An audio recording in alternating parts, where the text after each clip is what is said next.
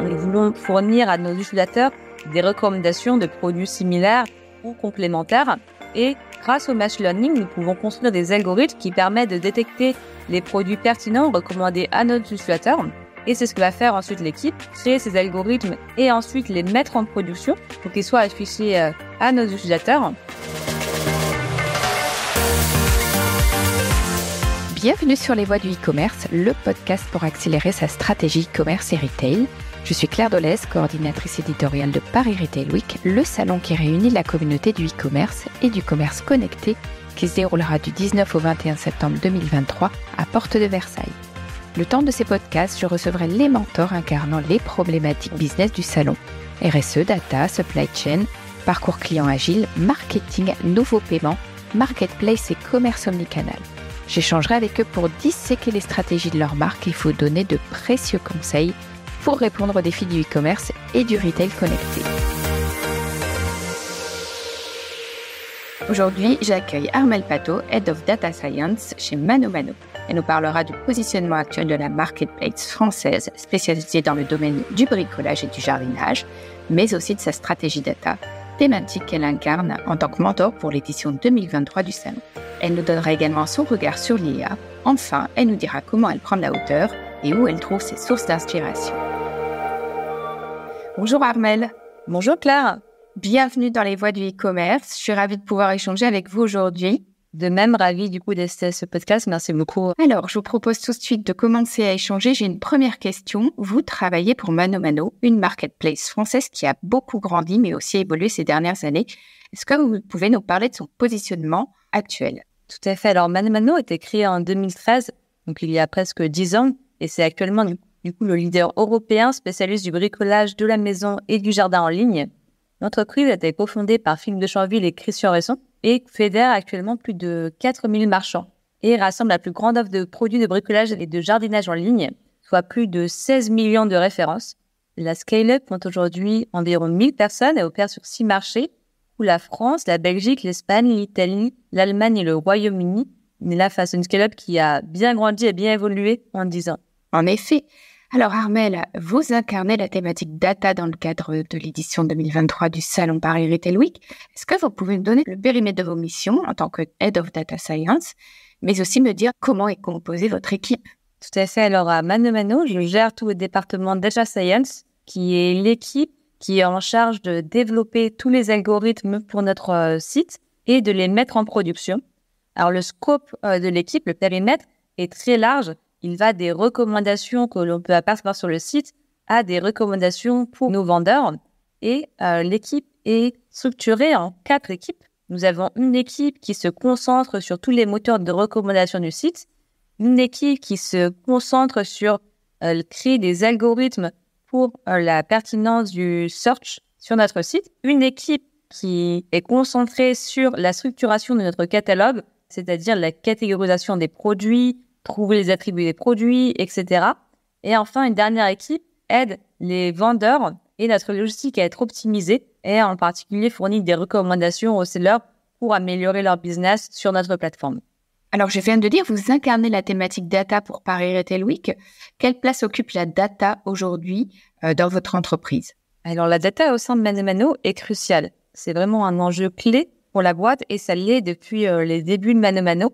La data science aussi, du coup, est vraiment vecteur de multiplication de notre business et c'est quelque chose, du coup, particulièrement prégnant au sein de ManoMano. Mais de manière générale, la data prend une place clé dans les entreprises tech aux États-Unis depuis assez longtemps et arrive sur le tard en Europe. C'est donc une problématique qui me tient particulièrement à cœur, ayant travaillé par le passé aux États-Unis et essayant, du coup, maintenant de démocratiser un maximum les usages de data en Europe.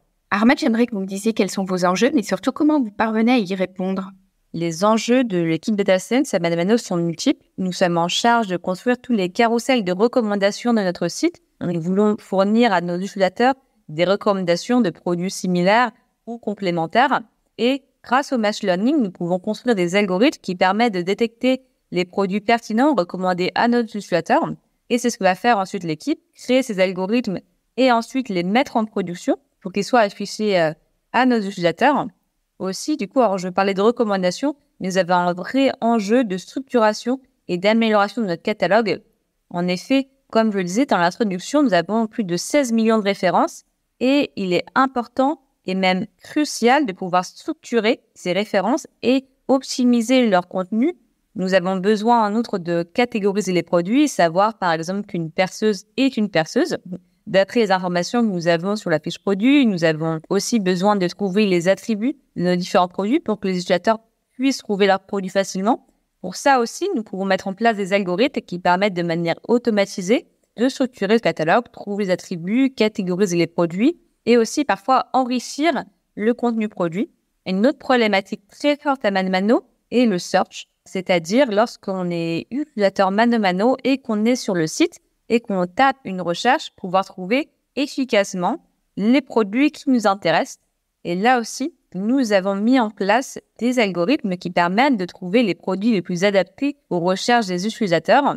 Enfin, nous avons des entrepôts. Nous pouvons stocker et envoyer les produits des vendeurs sur la plateforme et nous avons besoin d'optimisation de ces entrepôts, savoir la taille nécessaire, le staffing, etc.